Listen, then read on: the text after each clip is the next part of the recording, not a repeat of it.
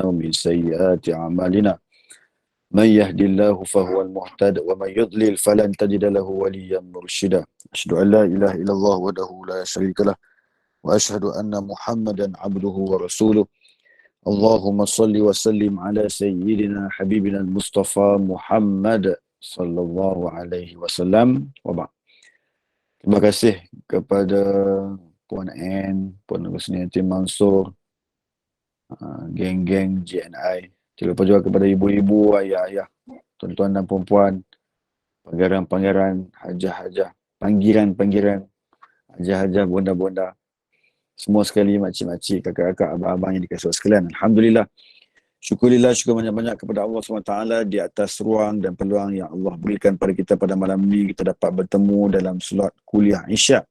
Mudah-mudahan pertemuan kita pada malam ini pertemuan yang mengundang rahmat, pertemuan yang mengundang keampunan, pertemuan yang mengundang keredaan, pertemuan yang mengundang keampunan, serta pertemuan yang mengundang keredaannya supaya kita dimasukkan ke dalam syurga tanpa dihisap segala amal kita insya-Allah. Amin ya rabbal alamin.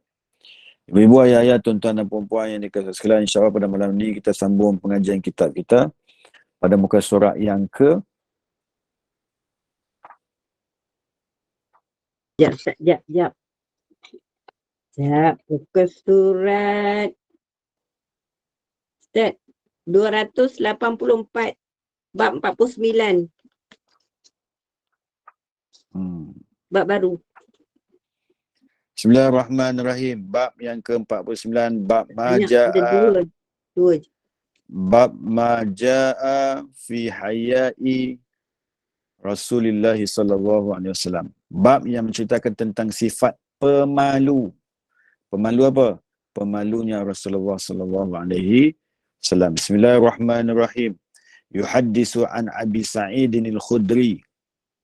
Cuba tengok teks hadis tu. Dia tulis yuhaddisu an Abi Sa'idin al-Khudri. Kalau kita nak baca macam ni macam mana? Yuhaddisu an Abi Sa'idini al-Khudri. Qal kana Nabi sallallahu alaihi wasallam ashadda haya'an min al-'adhra'i fi khidriha wa kana idza kariha shay'an urifa fi wajhihi. Sadaqah Rasulullah sallallahu alaihi wasallam. Berkata Abi Sa'id al-Khudri radhiyallahu anhu berkata, baginda Nabi sallallahu alaihi wasallam sangat pemalu daripada anak dara di persembunyiannya. Apabila baginda Nabi sallallahu alaihi wasallam tidak berkenan terhadap sesuatu perkara, ia dapat diketahui melalui air muka di wajahnya.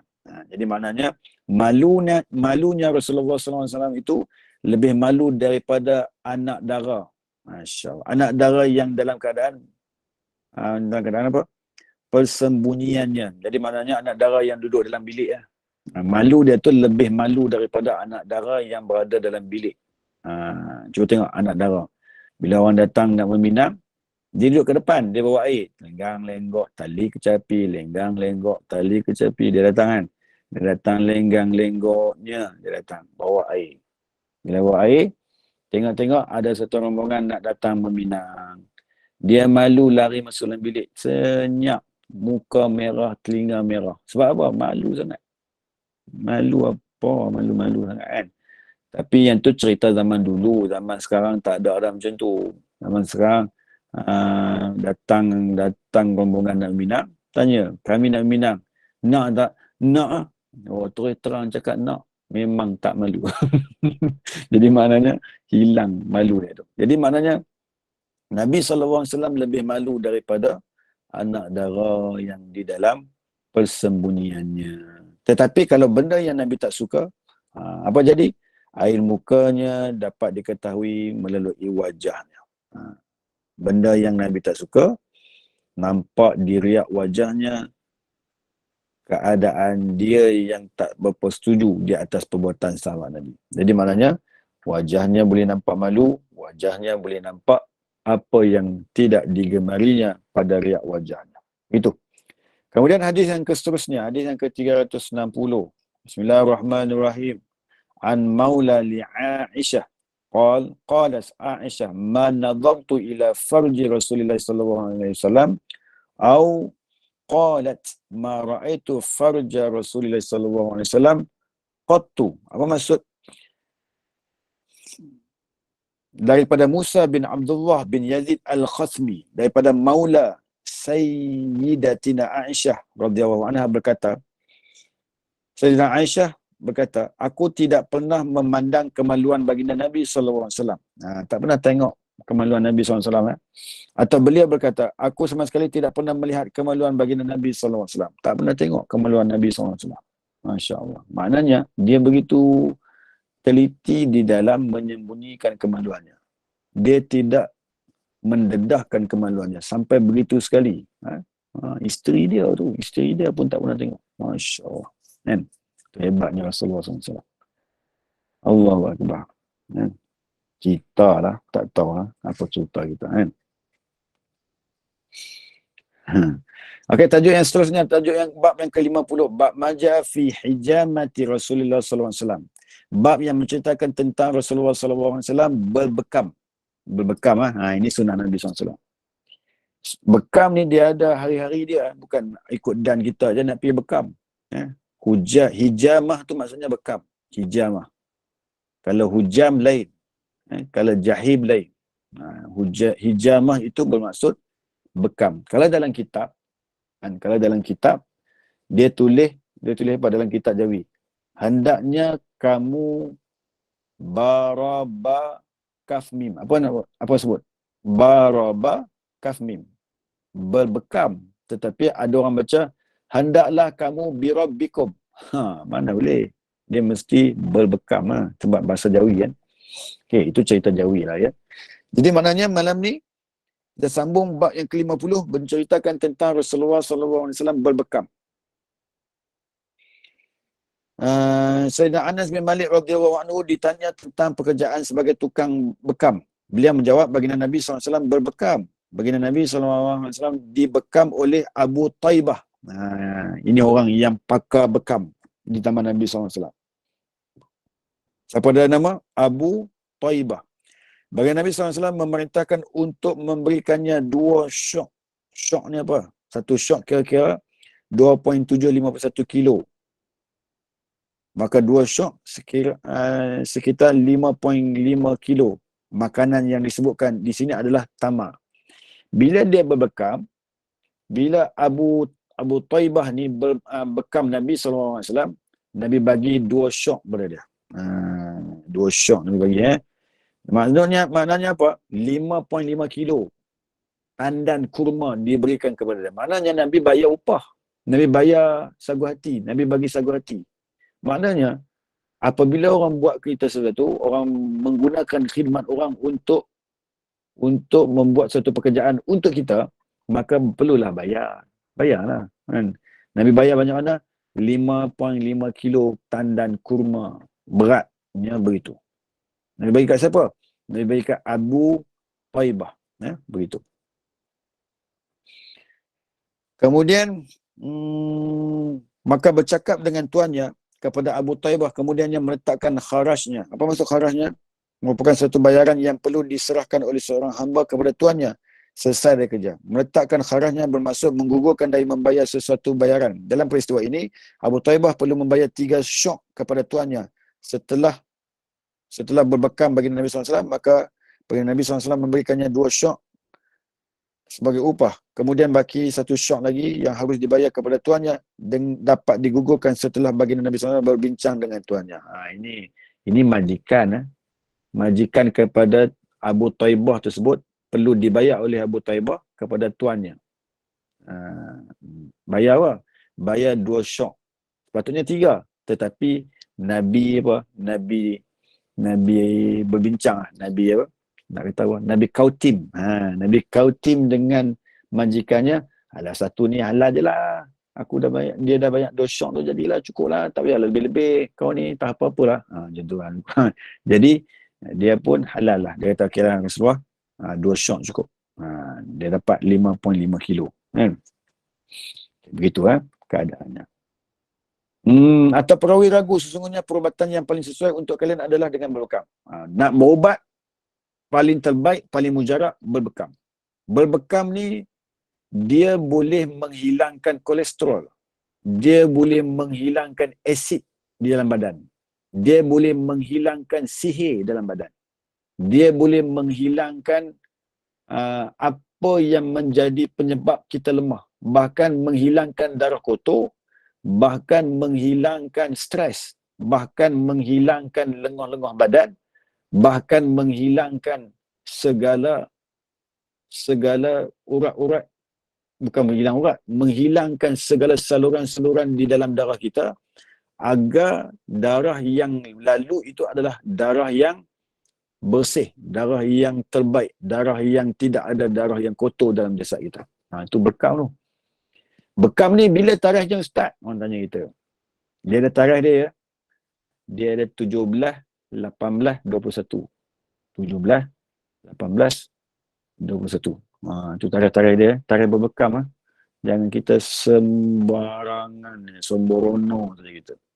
Ikut suka kita je nak buat bekam bila kan.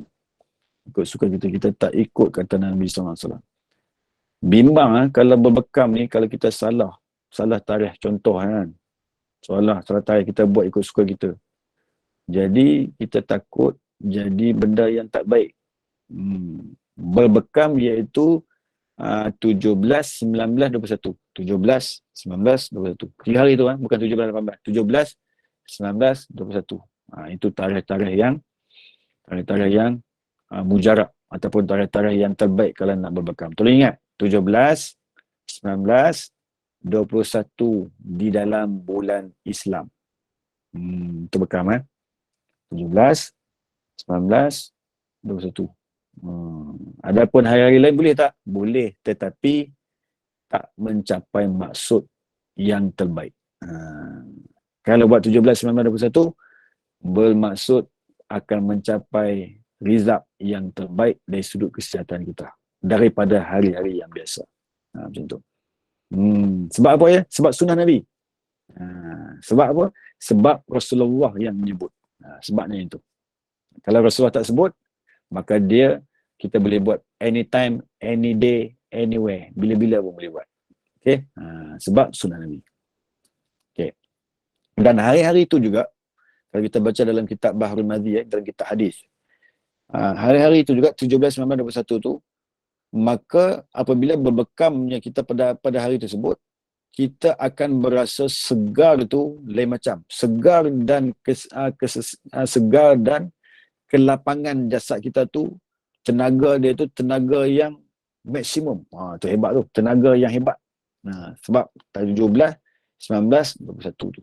Okay? Kalau dalam kitab Bahrul Madhi dia sebut macam tu. Dia kata akan mencapai tahap kesihatan yang terbaik.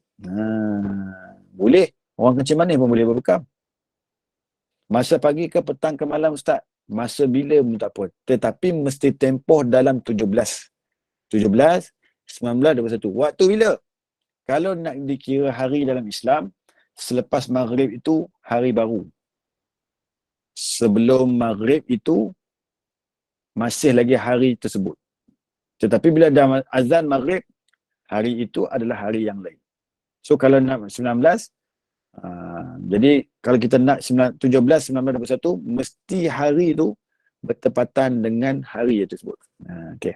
Begitu Terus, bismillahirrahmanirrahim. Hadis yang seterusnya, hadis yang ke-362.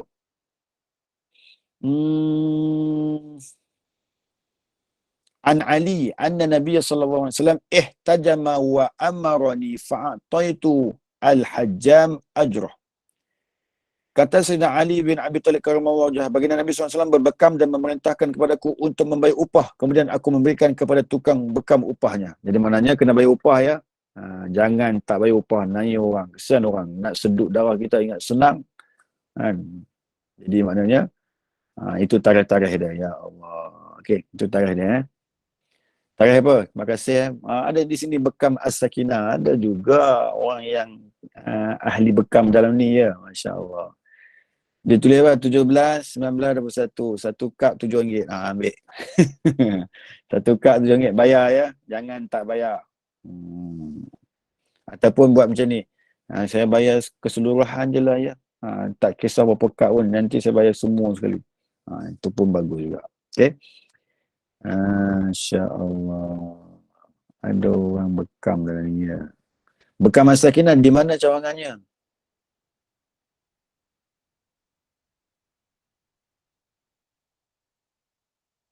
Temeloh Pahang, masya-Allah. Siapa ada yang duduk Temeloh, pergi lah. Pergilah. Bo palai bo. Bo palai weh. Pergilah sana ya. Insya-Allah. Okey. Begitu. Terus, bismillahirrahmanirrahim. Perkara yang pertama yang kita tahu iaitu berkenaan dengan tajuk bekam ni, maknanya bekam itu sunnah. Yang kedua, apabila orang buat bekam kepada kita, bayar kepada dia. Itu dua benda yang kita dah tahu tentang tajuk bekam pada malam ni. Betul apa? Tapi sekarang pusat bekam ikut slot kekosongan juga. Kadang hari yang kita minta dah full. Kat atas Gelugak Pulau Pinang pun ada meja ustaz. Ya ke? Okeylah. Pergilah ya. Pergi.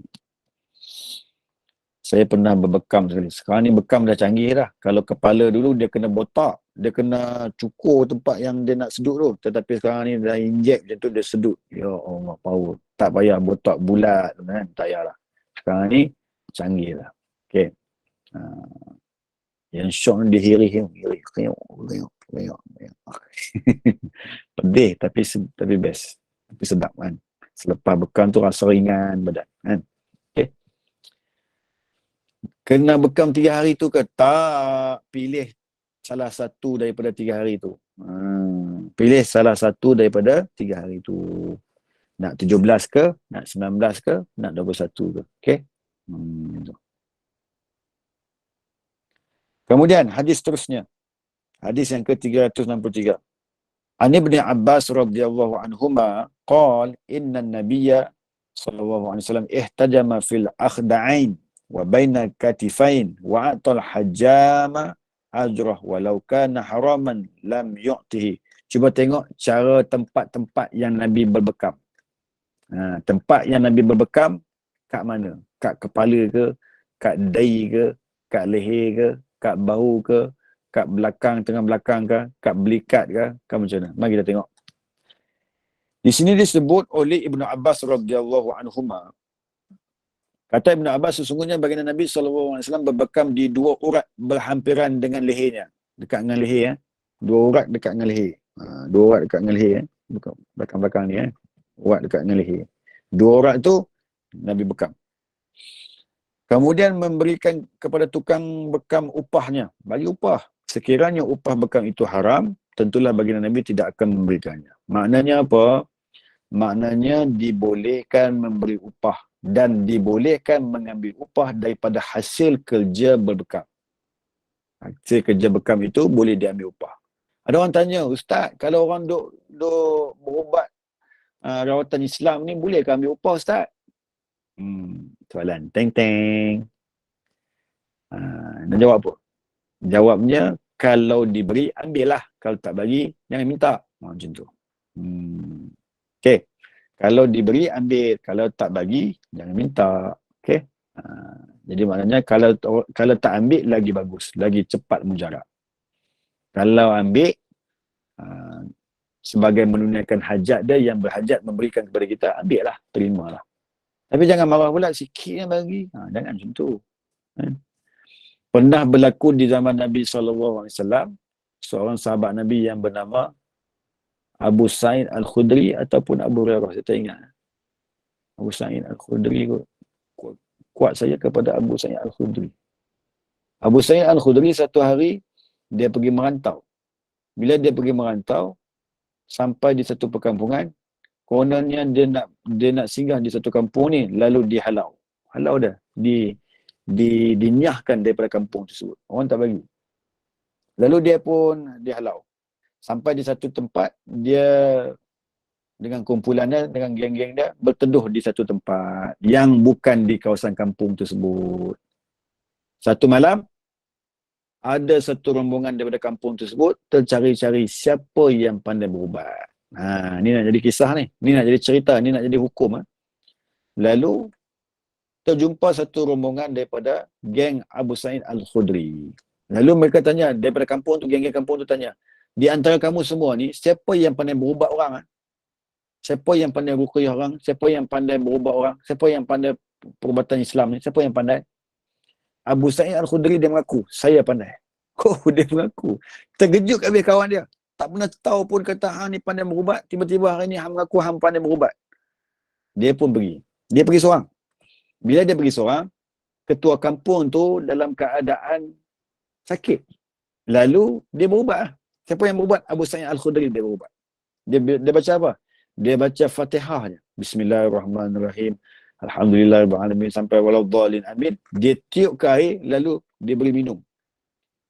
Sihat serta-merta dengan berkat surah Fatihah yang dibacakan oleh Abu Sa'id Al-Khudri. Sihat serta-merta. Tok ketua kampung tu sihat serta-merta dengan berkat surah Fatihah yang dibaca oleh Abu Sa'id Al-Khudri, penuh dengan keyakinan terhadap ayat-ayat Al-Quran yang boleh memberikan syifa kepada orang-orang yang sakit. Masya Allah, hebat. Lalu sihat dia. Ketua kampung sihat, lalu ketua kampung kata, wahai Abu Sa'id Al-Khudri, kau ambil 2 ekor kambing tu, aku bagi hadiah kepada kamu. Lalu dia tanggung 2 ekor kambing kat badan dia. Dia balik ke tempat rombongan dia tersebut. Rombongan dia terkejut. Weh, Abu Sa'id Al-Khudri, hang buat main apa ni? Dia kata, malam ni kita makan kambing bakar, dia kata. Yang tu saya yang tambah. Malam ni kita makan kambing. Semua takut ni. Ada kawan dia kata apa? Weh, kambing ni haram ke halal ni? Kita nak makan ni. Tak ada sumber-sumber hukum pun yang kata halal. Tak ada sumber-sumber hukum pun yang kata boleh. Tak ada sumber-sumber hukum yang kata sunnah. Tak ada pun. Kita ni dalam keadaan was-was ni. Jom kita pergi tanya Nabi SAW. Kita bawa dia ekor kambing ni. Ni nak jadi hukum ni. Bawa berjumpa dengan Rasulullah SAW. Jumpa Rasulullah. Ya Rasulullah, tadi ni Pak Syekh kami ni, Abu Sa'id Al-Khudri ni, dia pergi berubat orang. Setelah dia berubat orang, dihadiahkan 2 ekor kambing kepada dia. Bolehkah kami makan? Nabi tanya kepada dia, kamu berubat, kamu baca apa? Dia kata, aku berubat baca Fatihah je. Oh, ya ke? Kalau macam tu, beginilah. Bagi aku 1 seekor kambing tu, seekor kambing lagi kau orang ambil lah. Maknanya Nabi pun ambil. Maknanya boleh tak perbuatan tu kita nak ambil? Kalau kita berubat, kita menjadi perawat di dalam merawatan Islam, boleh tak kita nak ambil? Boleh. Sebab apa boleh? Perbuatan Nabi yang menyokong, yang merestui perbuatan sahabat Nabi yang berubat, kemudian diberi hadiah, diberi sagu hati, ambil, maka Nabi pun ambil. Maknanya boleh. Okey? Itu ceritanya. Itu sumber hukum. Jadi maknanya bolehlah. Okey? So macamlah dengan hijamah ni juga. Jadi berbekam pun sama. Kalau selepas berubat orang, selepas buat rawatan berbekam kepada orang, boleh ambil upah. Okey? Boleh ambil upah. Okey. Begitu maksudnya. Kemudian, hadis yang ke-364. Bismillahirrahmanirrahim. An Anas bin Malik qala kana Rasulullah sallallahu alaihi wasallam yahtajimu fil akhda'ain wal kahil wa kana yahtajimu li 17 wa 19 wa 21. Sedekah Rasulullah sallallahu alaihi wasallam. Ini dia bagi tarikh. Dia bagi tarikh lah. Berkata Anas bin Malik radhiyallahu anhu, baginda Nabi sallallahu alaihi wasallam berbekam 2 urat leher dan tengkuk. Tadi 2 urat leher saja. Ni 2 urat tengkuk juga. Okey. Leher dan tengkuk 2 urat. Kemudian baginda Nabi berbekam pada 17, 19 dan 21 hari bulan mengikut kalender Islam. Nampak? Ini hadis Nabi sallallahu alaihi wasallam. Ini hadis apa ya? Ini hadis sahih. Hadis apa? Hadis sahih. So boleh pakai tak ni? Boleh. Boleh berhujah tak dengan hadis ni? Boleh dan sangat dituntut. Ini hadisnya. Okay, ini sumber hukum. Kemudian hadis yang ke-366, hadis yang terakhir. An Anas bin Malik radhiyallahu anhu anna Rasulullah sallallahu alaihi wasallam ihtajama wa huwa muhrimun bimalalin ala dhahri qadam. Baginda Nabi sallallahu alaihi wasallam berbekam dalam keadaan berihram di Malal. Malal tu di mana? Di antara Mekah dan Madinah, sekitar 70 batu daripada Madinah. Pada telapak kakinya, Nabi berbekam kat telapak kakinya waktu dalam kain ihram. Maknanya waktu pakai kain ihram, perkara berbekam ini tidak dilarang ketika mana dalam keadaan berihram. Kan banyak pantang larang dalam ihram. Tak boleh pakai minyak wangi, tak boleh berbuang minyak rambut, tak boleh apa? Tak boleh tak boleh sembelih, tak boleh bunuh haiwan, tak boleh cabut rumput, macam-macam kan pantalan dia kan. Tak boleh apa dah, tak boleh jatuhkan uh, tak boleh jatuhkan apa? Tak boleh jatuhkan rambut, tak boleh macam-macam kan. Tak boleh cabut ni, tak boleh cabut ni. Jadi maknanya banyak pantalan. Tetapi kalau dalam bab apa? Bab berbekam ni, walaupun dalam keadaan ihram pun boleh berbekam. Hadis seperti mana Nabi SAW yang pernah dibuat oleh Rasulullah, maknanya dibolehkan, bahkan diharuskan, bahkan menjadi sunat dalam keadaan ihram berbekam. Begitu fahamnya, insyaAllah. Jadi maknanya tadi kita tahu kat mana? 2 urat leher, 2 urat tengkok, kemudian hadis yang terakhir ni sebutkan telapak kakinya.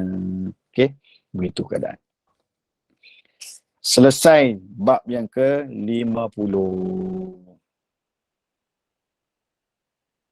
Adapun bab yang ke-51, kita cerita bab ni lah.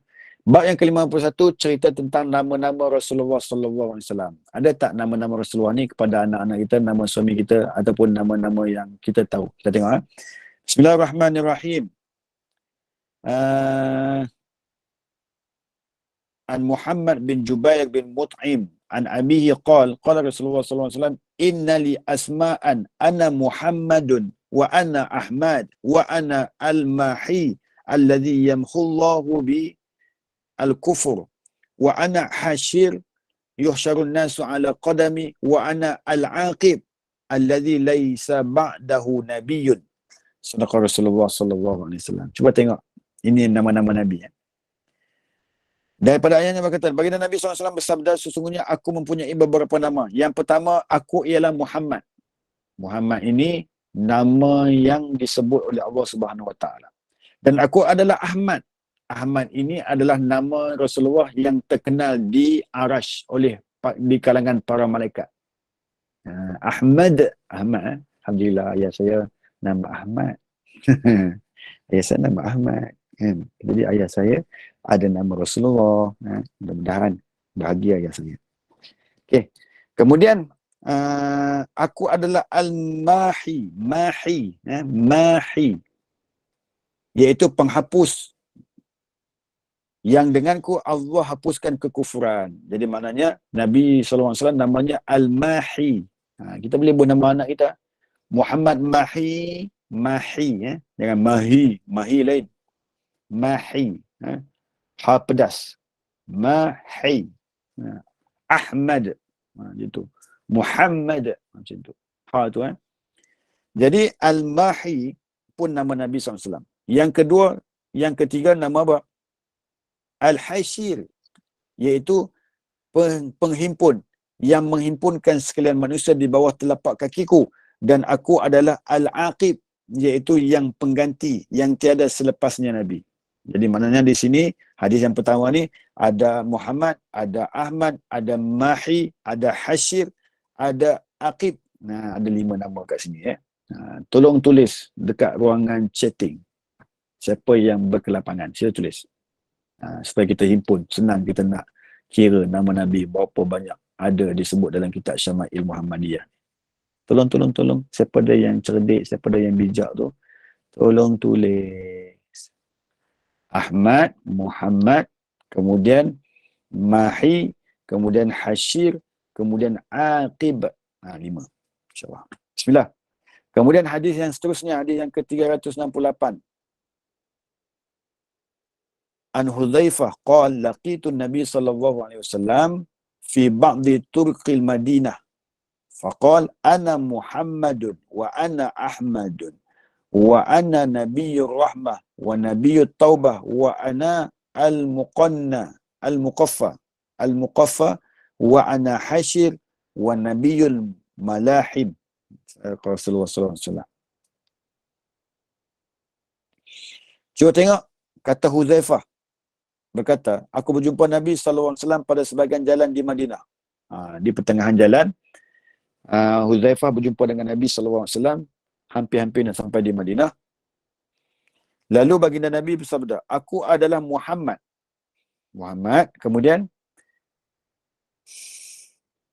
Aku adalah Ahmad. Aku adalah Nabiyyur Rahmah, Nabi yang pembawa rahmat. Dan aku adalah Nabiyyut Taubah, iaitu Nabi yang mengajarkan cara bertaubat. Dan aku adalah Muqaffa, iaitu penutup para Nabi. Muqaffa. Ini tambah lagi. Tambah lagi.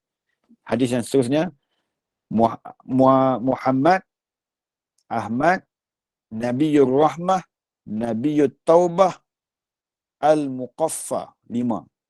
Al-Hashir, 6.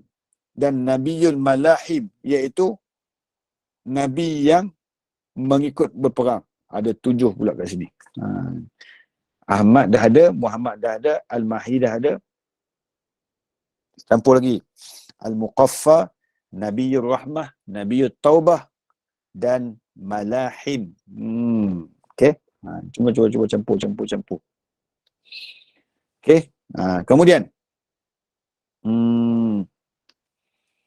Mana ni? Hadis yang terakhir, iaitu hadis yang ke-369. Bunyinya macam mana?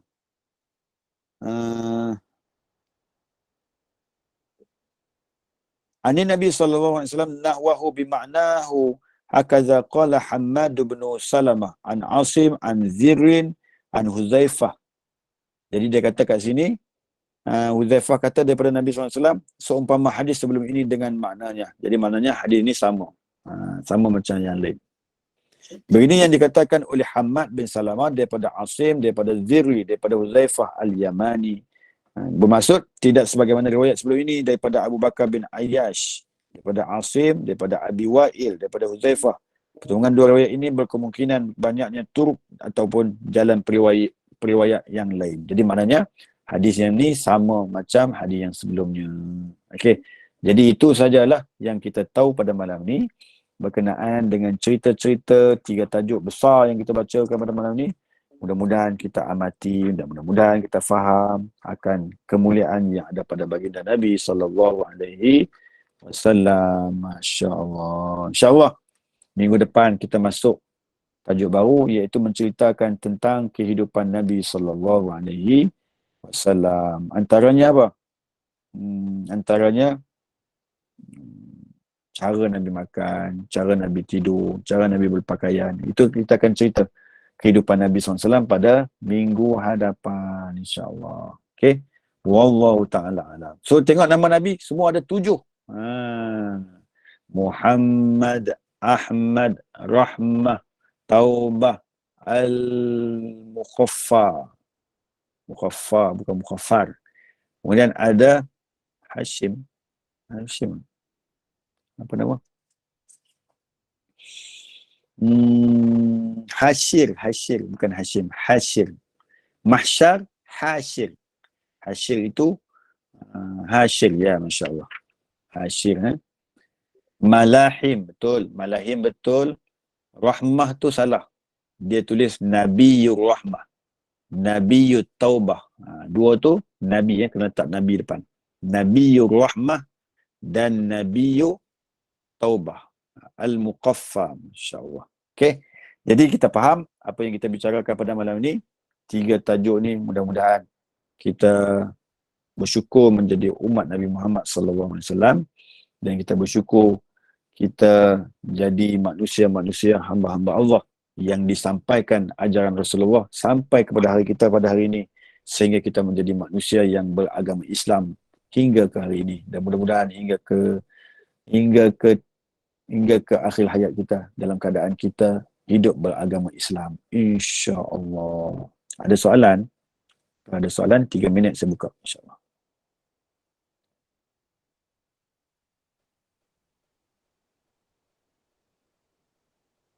Ada soalan? Bagus. Waalaikumsalam. Ustaz, kalau nama tu kita silap tulis ke dalam ejaan Melayu ni macam mana ya? Adakah nama tu tersirat nama Nabi SAW juga? Ya, saya. Assalamualaikum warahmatullahi wabarakatuh. Jadi maknanya tersilap tulis. Tersilap tulis tak apa kalau dalam bahasa Melayu, kan. Jadi sebutan dia tu bagi betul lah. Macam kita dulu-dulu kan, nama Muhammad Naim, tulis M-O-H-D. Mana bunyi M-O-H-D jadi Muhammad? Kalau kita suruh anak kita baca, dia kata Muhda. Apa Muhda? Ni abah tulis nama abah Muhda. Bukan tulis, itu bukan Muhda, itu Muhammad. Oh ya ke? Bunyinya Muhammad. Walaupun tulis MOHD kan. MOHD. Itu tiru kan. Tiru tulisan Jawi. Mim ha mim dal Muhdi. Senang kan. Jadi tak tulis salah tak apa, yang penting panggilan tu betul. Kita panggil anak kita apa? Muhammad, Qasim, macam tu. Hashir, oh Hashir. Macam tu. Jadi maknanya kita panggil nama betul, kita panggil sebutan betul, maka betul lah apa yang kita sebutkan itu. Okey? Walaupun tulisan salah. Ustaz, anak saya nama Muhammad Azim.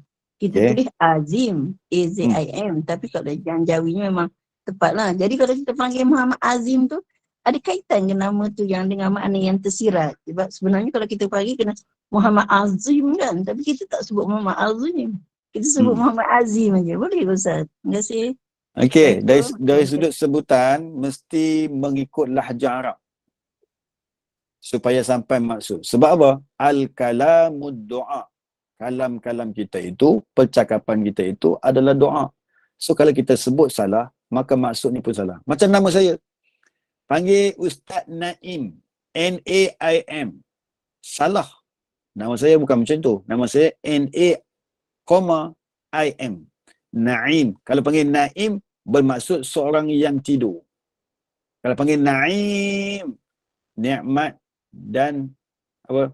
Keharmonian hidup. Nikmat dan kebahagiaan hidup. Macam tu. Naim salah. Naim salah. Nama saya Naim panjang. Mari disebut Naim. Macam tu. Jadi kalau kita sebut kena panggil Muhammad Naim. Macam tu. Macam tu. Betul. Muhammad Azim. Betul. Betul. Terima kasih Ustaz. Okey. Jadi panggillah yang betul. Biasakan yang betul. Dan perbetulkan yang tak betul tu, insya-Allah. Panggil yang betul sampai maksud, sampai doa, jadilah anak kita yang kita panggil itu seperti mana yang kita doa, insya-Allah. Azimah. Azimah tu cuba aja dalam bahasa Jawi ataupun dalam bahasa Arab. Azim, azimah. Panggillah nama penuh. Azimah. Okey. Kalau ada contohnya apa? Ada orang nama nama apa? Ada orang nama Ustaz, nama betul lain, nama panggil lain. Macam mana tu Ustaz? betul. Macam Panggil yang bonda panggil. nama Zahra. Bapak dua arwah panggil Latifah. Macam mana? Saya sebutnya lah je. Macam mana Ustaz? Jadi adakah Zahra, nama sebenar Zahra. Tapi ayah panggil Latifah. Mana jadi Latifah macam mana tu? nama tu? Arwah ayah ke? Mana Latifah tu? Latifah tu dulu katanya anak tu ada demam-demam ke, dia ubah nama, dipanggil nama lain. Oh ya ke? Wallahualam. Panggil apa pun tak apa, yang penting sampai maksud. Latifah. Terima kasih Ustaz. Okey, baik. Latifah. Latifah maksudnya kelembutan. Nama Mahathir panggil Dek. Tak sampai maksud lah tu. Nama Fatimah panggil Fat. Gemuk lah dia sampai bila-bila.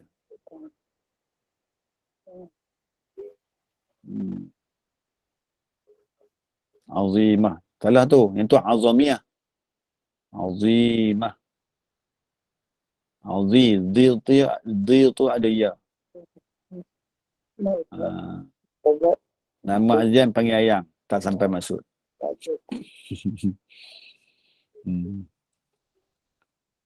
Nama Azam panggil. Nama Nur panggil Noi. Tak sampai maksud. Panggil Nur lah. Okay. Nama Nur panggil Ketot. Tak sampai. Okay. Jadi panggil betul-betul. Siapa dia yang cakap ni? Bismillahirrahmanirrahim. Okey, itu saja pada malam ni. Terima kasih semua atas soalan, atas lemparan-lemparan soalan. Azimah. Okey, itu betul. Azimah maksudnya ejaan yang betul. Ya betul. Azimah. Wallahu ta'ala a'lam. Habis setakat tu, jom kita baca surah Al-Mulk. Okey. A'udzu billahi minasyaitonir rajim. Bismillahirrahmanirrahim. Tabarakalladzi biyadihil mulku wa huwa ala kulli syai'in qadir. Alladzi khalaqal mauta wal hayata liyabluwakum ayyukum ahsanu amala wa huwal azizul ghafur. الذي خلق 7 سماوات طباقا ما ترى في خلق الرحمن من تفاوت فارجع البصر هل ترى من فطور ثم ارجع البصر كرتين ينقلب إليك البصر خاسئا وهو حسير ولقد زينا السماء الدنيا بمصابيح وجعلناها رجوما للشياطين وأعتدنا لهم عذاب السعير وللذين كفروا بربهم عذاب جهنم وبئس المصير إذا ألقوا فيها سمعوا لها شهيقا وهي تفور تكاد تميز من الغيظ كلما ألقي فيها فوج سألهم خزنتها ألم يأتكم نذير قالوا بلى قد جاءنا نذير فكذبنا وقلنا ما نزل الله من شيء إن أنتم إلا في ضلال كبير وقالوا لو كنا نسمع أو نعقل ما كنا في أصحاب السعير فاعترفوا بذنبهم فسوقا لأصحاب السعير إن الذين يخشون ربهم بالغيب لهم مغفرة وأجر كبير وأسروا قولكم أو اجهروا به إنه عليم بذات الصدور ألا يعلم من خلق وهو اللطيف الخبير والذي جعل لكم الأرض ذلولا فامشوا في مناكبها وكلوا من رزقه وإليه النشور أمنتم من في السماء أن يخسف بكم الأرض فإذا هي تمور أم أمنتم من في السماء أن يرسل عليكم حاصبا فستعلمون كيف نذير ولقد كذب الذين من قبلهم فكيف كان نكير أولم يروا إلى الطير فوقهم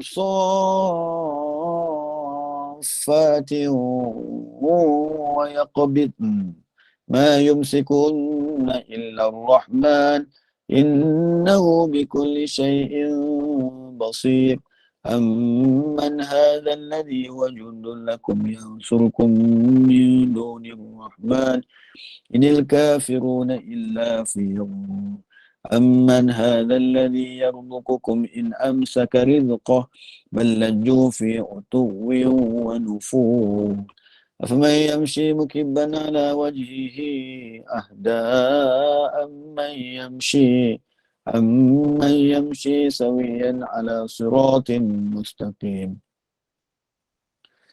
قل هو الذي أنشأكم وجعل لكم السمع والأبصار والأفئدة قليلا ما تشكرون قل هو الذي ذرأكم في الأرض وإليه تحشرون ويقولون متى هذا الوعد إن كنتم صادقين قل إنما العلم عند الله وإنما أنا نذير مبين لما رأوا زلفة سيئت وجوه الذين كفروا وقيل هذا الذي كنتم به تدعون قل أرأيتم إن أهلكني الله ومن معي أو رحمنا فمن يجير الكافرين من عذاب أليم قل هو الرحمن آمنا به وعليه توكلنا فستعلمون من هو في ضلال مبين قل أرأيتم إن أصبح ماؤكم غورا من يأتيكم بماء معين صدق الله العظيم Auzubillahi minasyaitonir rajim. Alhamdulillah wassalatu wassalamu ala asyrafil anbiya'i wal mursalin wa ala alihi wasallam ajma'in. Ya Allah, Tuhan kami, pada malam yang penuh keberkatan ini, wahai Allah, apalah kiranya Engkau anugerahkan kepada kami kesihatan yang baik, keafiatan yang berterusan, kesembuhan dari segala penyakit buat diri kami serta seluruh sisi keluarga kami, wahai Allah. Ya Allah, Tuhan kami, jadikanlah kami hamba-hamba-Mu yang soleh dan solehah. Jadikanlah anak-anak kami anak-anak yang soleh dan solehah. Jadikanlah kami dan pasangan kami pasangan yang soleh dan solehah. Panjangkan umur kami, wahai Allah. Panjangkan umur kami, wahai Allah. Di dalamnya ada ketaatan dan keberkatan daripada-Mu, wahai Allah. Pemudahkanlah urusan dunia dan akhirat kami, wahai Allah. Ya Allah, Tuhan kami, bukakanlah pintu-pintu rezeki, pintu-pintu kekayaan buat diri kami, wahai Allah. Agar kekayaan itu yang kami kecapi, kekayaan yang penuh dengan keberkatan daripada-Mu, wahai Allah. Ya Allah, Tuhan kami, berikanlah pertolongan-Mu yang berterusan buat diri kami serta seluruh sisi keluarga kami, wahai Allah. Sampaikanlah segala ilmu yang kami pelajari pada malam ini serta bacaan ilmu yang kami bacakan pada malam ini kepada ibu dan ayah kami yang telah meninggal dunia. Dijadikan kubur ibu dan ayah kami satu taman daripada taman-taman syurga-Mu, wahai Allah. Dan jangan sekali Kau jadikan kubur ibu dan ayah kami satu lubang daripada lubang api neraka-Mu, ya Rahman. Ya Allah, Tuhan kami, kekalkanlah kami dalam ketaatan kepada-Mu, wahai Allah. Kekalkanlah kami dengan kemuliaan daripada-Mu, wahai Allah. Kekalkanlah kami dengan keredaan-Mu yang berterusan kepada kami hingga ke syurga-Mu, wahai Allah. Wahai Allah, ya Tuhan kami, walau di mana saja kami berada, termasuk yang berada di Malaysia, yang berada di Brunei Darussalam, mudah-mudahan kami senantiasa dalam jagaan-Mu, kami senantiasa dalam peliharaan-Mu, kami senantiasa dalam keadaan bahagia, selamat dan kejayaan yang cemerlang terhadap diri kami, terhadap segala apa bidang yang kami ceburi di dunia ini, wahai Allah, hingga merangkul kecemerlangan yang hakiki, iaitu di syurga-Mu, wahai Allah.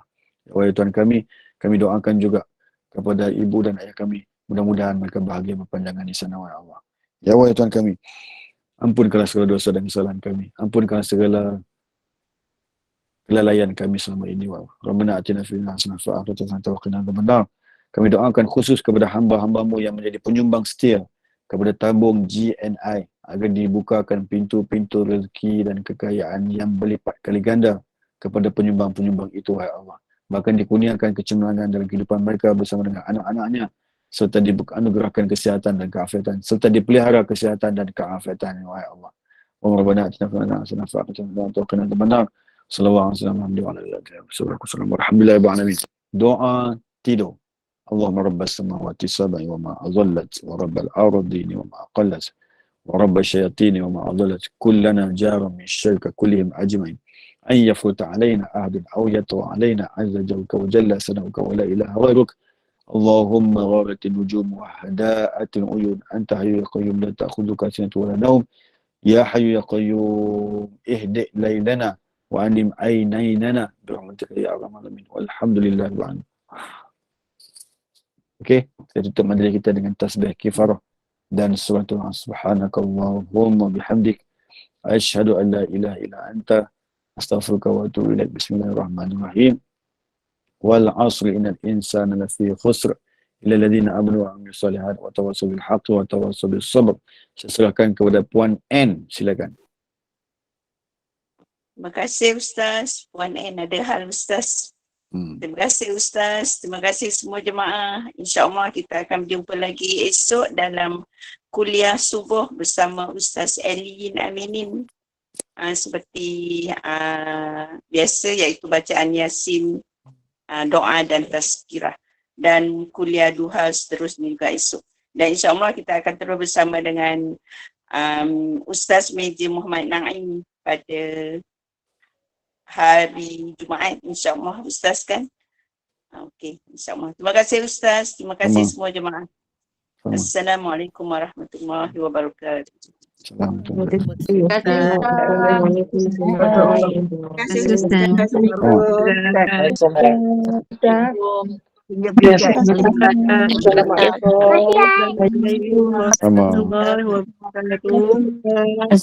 Terima kasih semua. Assalamualaikum warahmatullahi wabarakatuh. Assalamualaikum warahmatullahi wabarakatuh. Ustaz, terima kasih atas pencerahan nama-nama tu. Sama, barakallahu fikum jami'an. Terima kasih. Ajak Ustaz hingga ke peringkat yang lebih tinggi. Amin ya rabbal alamin. Terima kasih lah. Yang diajakkan. Amin ya rabbal alamin. Jazakumullah khairal jaza Ustaz. Barakallahu fikum jami'an.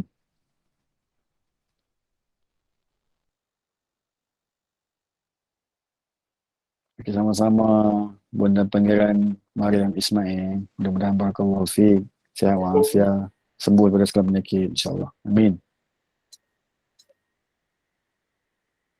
Tak ada.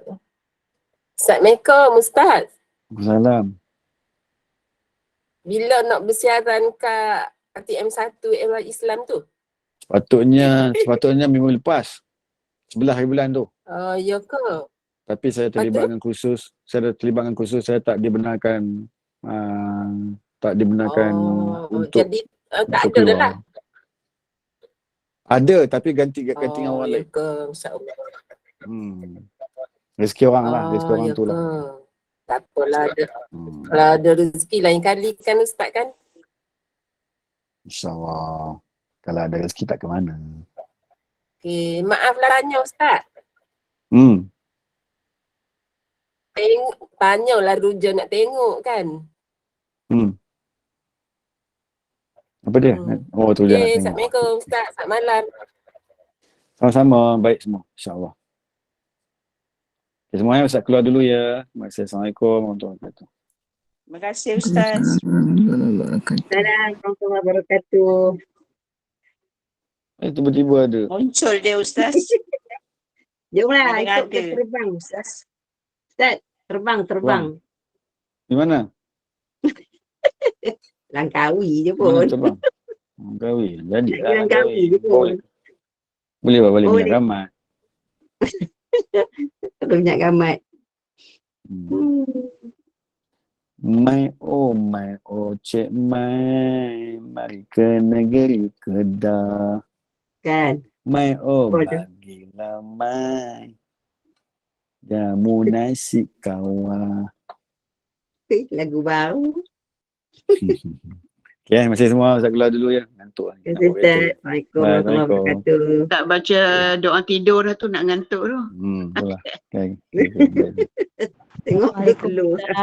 Dia dah sebut Naim, ngantuk. Kalau Naim tu tak nikmat. Kalau Naim tu ngantuk.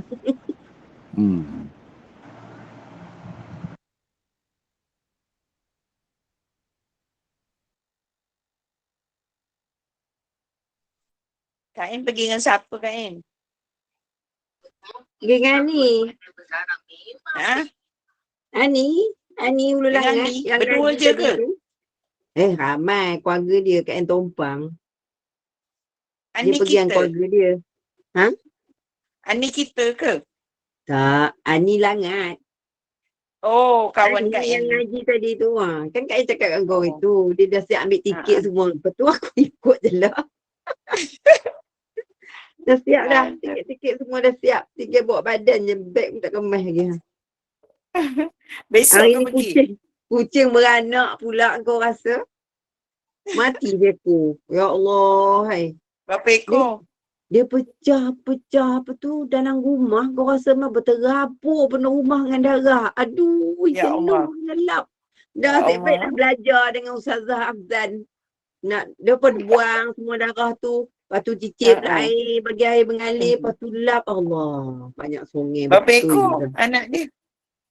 Baru keluar 2. Rasa ada lagi dalam Is- perut tu. Gemuk lagi perut dia.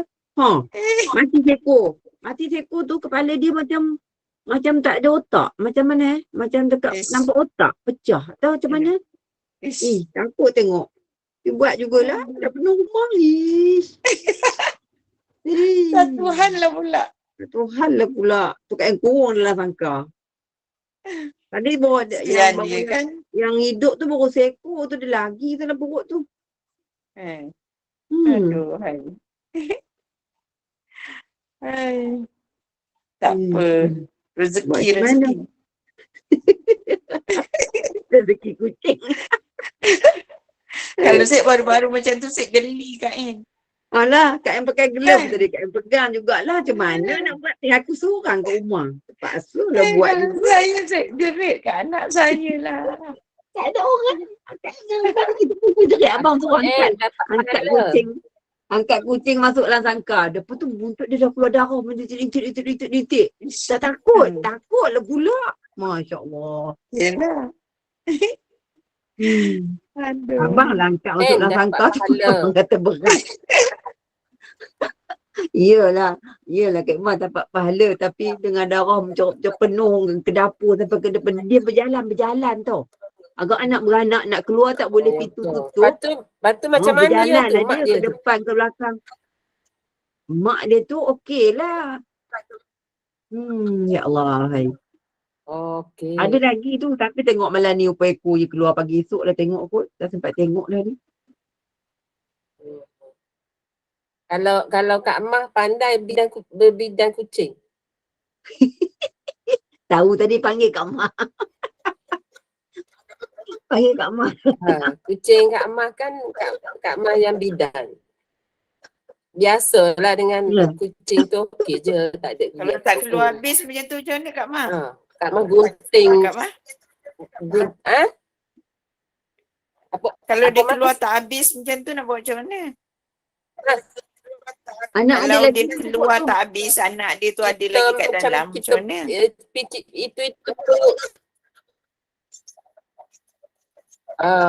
Itu perut dia Ya lah. kau biarlah dia keluar merah pula. Ikut kita rasa kepala dia kan. Takut pula nak pitik Kita tolak. Tu jadi bidang Kak kucing Mah Kak Mak biasa ni. lah Mas. Kak Mah pernah satu masa 40 ekor. Masa dia Kelantan lah. Masya Allah. Sini ada ekor kan? Yang datang lah numpang kan dia bagi makan dia tu. Kucing pun. Tapi dah andurkan lah. Dia masuk dalam rumah. Lepas tu dah tak nak keluar. Kan itu Mas Kak Mah tanya Ustaz Safi'i tu kan? Yalah. Tak apa, rezeki Tuhan bagi jaga bela kucing. Tapi kena pandai lah. Marah-marah juga tapi macam kata kau Kak keluar Mah kau jangan duduk hari-hari situ basuh orang simen. tu.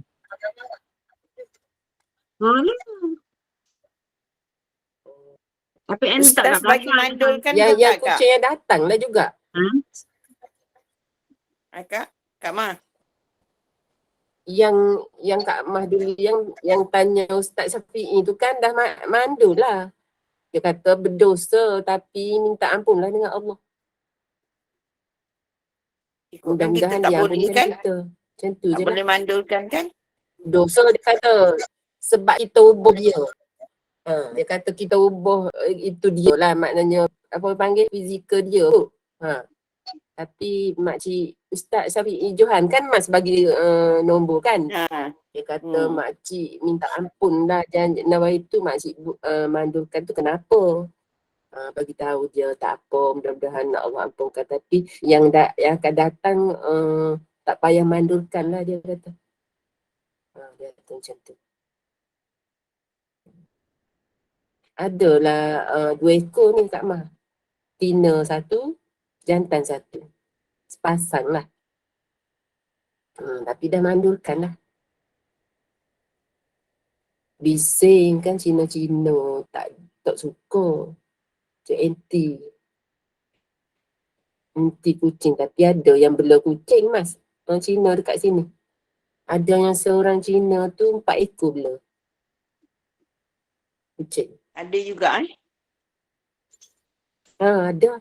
Dia cakap dia jumpa dalam longkang, tengah jalan. Dia ambil lah.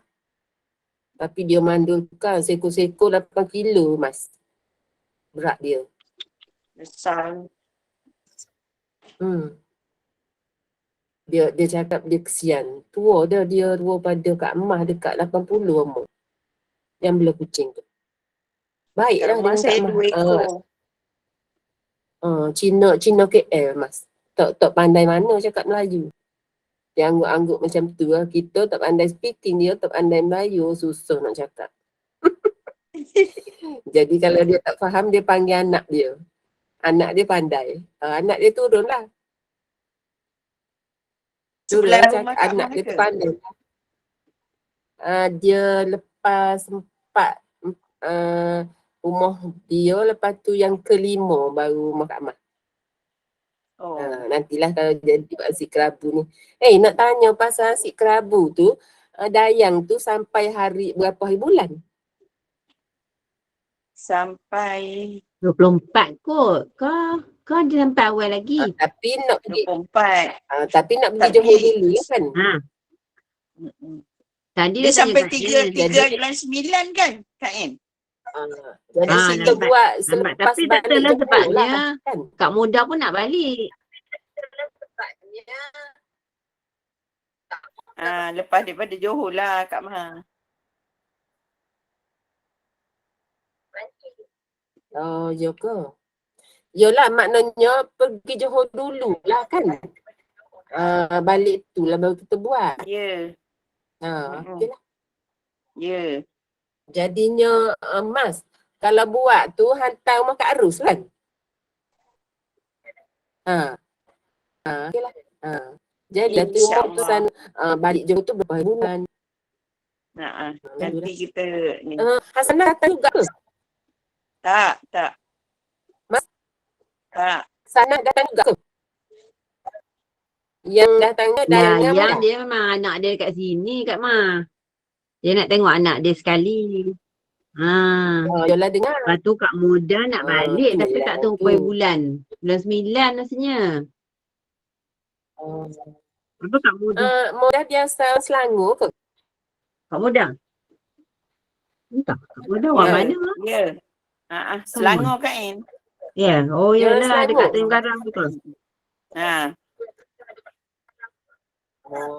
Ke. Maknanya dia kahwin dengan Brunei lah. Ya. Ke dia kerja kat Brunei? Kahwin. Kerja? Kahwin kat Brunei. Kahwin. Ya. Ya dengar dah. Lain Kak Mah tak okey Okey ni. lah nanti Jadi balik slow. Johor berapa? Ya ke? Nak tutup dulu Mas? Sebab jadi lambat. Macam ni Kak Mas. Mah jawab jadi Balik daripada Johor tu. Oh ya ke? Kenapa Lain kot? Entah. Lain kot. Internet lah tu kan? Internet. Siapa yang bercakap dengan Kak Mah tu? Tak ada. Kak Mas seorang je ni. Dah tidur dah semua cucu-cucu. Kak Mas duduk atas ni, dia orang duduk bawah. Tidur semua dah. Dengar tak kan? Dengar. Tapi lambat sampai. So macam mana? Macam ada dekat belakang tu macam ada lagi satu suara. Lain ke? tak Tak okey ada. ni rasanya. Nak tutup keluar dulu ke? Tak payah kan? Okeylah Kak Mah kot. Macam tu lah Mas. Maknanya balik daripada Johor tu bagi tahu Kak Mah lah. Nanti kita janji dengan Kak Ros. Bila kan? Macam mana kan? Kalau nak datang ambil sini pun boleh. Tapi anak Kak Mah kata kita pergi hantar lah. Ma boleh kenal rumah Kak Ros. Dia kata. Yelah. Dia kata macam tu lah. Tengok macam mana kan, janji buat dulu. Mudah macam mana kan. Kalau dah datang ambil. Kalau mudah hantar boleh je. Mas nak hantar tu siap satu-satu ke Kak Mah Mas? lah datang sekali. Dalam yang bekas ada yang dia tempat dia laut. Yalah. Datang. Kita tak tahu kenal lah kan. Tengok dia cakap. Kak Mah pun lelah ni. Macam semput lah tapi tak apalah. Ubat ada kan. Hela ada kan. Kak Mah kena pakai ni lah. Kena pakai hela tu. Memang lah.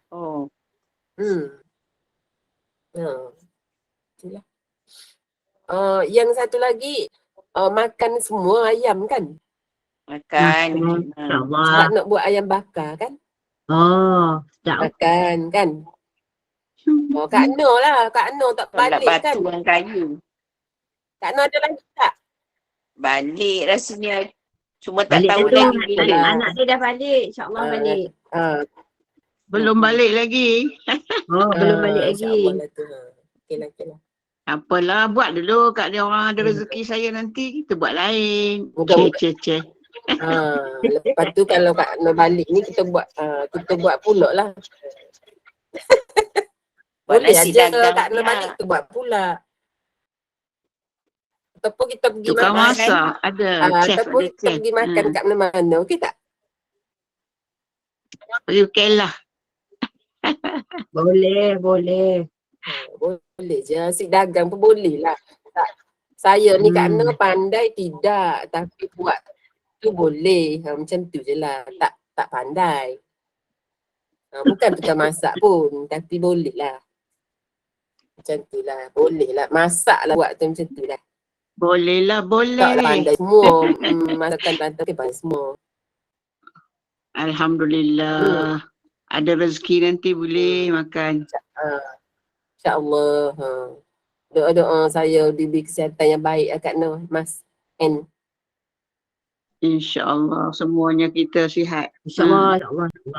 Mudah-mudahan. Ni sebut naik tangga kan, naik tangga turun dia macam dia tu lah. Dia kena berhenti lah dulu. Baru naik tangga pergi ambil air. Tangga banyak tu. 20 lebih rasa tangga ni. 8. Oh, tinggi juga. Oh, 26 Akak rasa. bawa naik lah air tak atas dia. Memang Tapi lah lah naik dia 3 kali. siap-siap. Habis lah. Pergi ambil itu. Tu lah kaki ke kadang krem kan. Ni pakai stocking ni. Dia krem jari. Itulah. Tak duduk bawah. Tu kata Tak duduk salah. bawah ke? Bilik bawah tak ada juga. Kalau tidur kat bawah, kata apa Kak Noh, kalau Kelantan kata, tak jenera. Sini panggil apa? Tak boleh. Oh, kenapa tak tak boleh lelong. jenera pula? Ah, Pasal betul. apa? Kalau sampai atas tempat kita ni, macam kita tak boleh tukar tempat. Tukar bantal tak boleh. Tak boleh ambil bantal saya Kak Noh.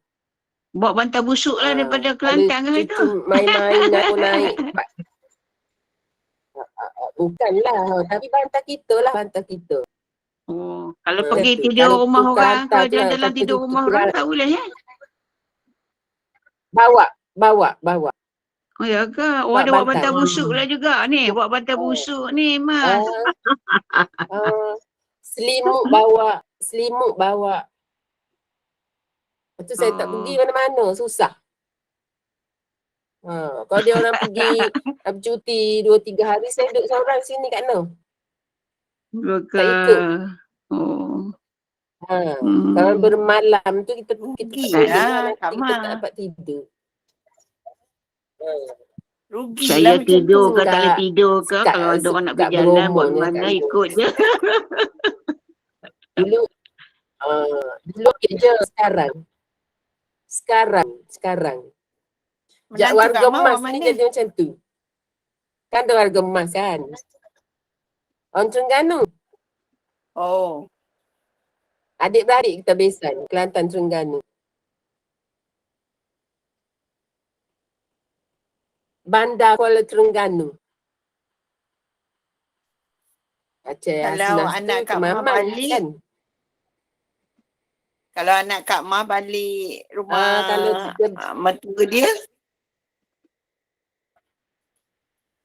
kalau tak raya, Kak Mah tak ikut balik, Kak Mah duduk sini yang seorang. oh, Tapi jiran-jiran kalau raya, jiran-jiran tahulah nanti kita kalau raya balik lah. Semua orang balik, tak boleh duduk kat sini. oh, Taklah takut, tapi takut apa-apa tak ada orang kan.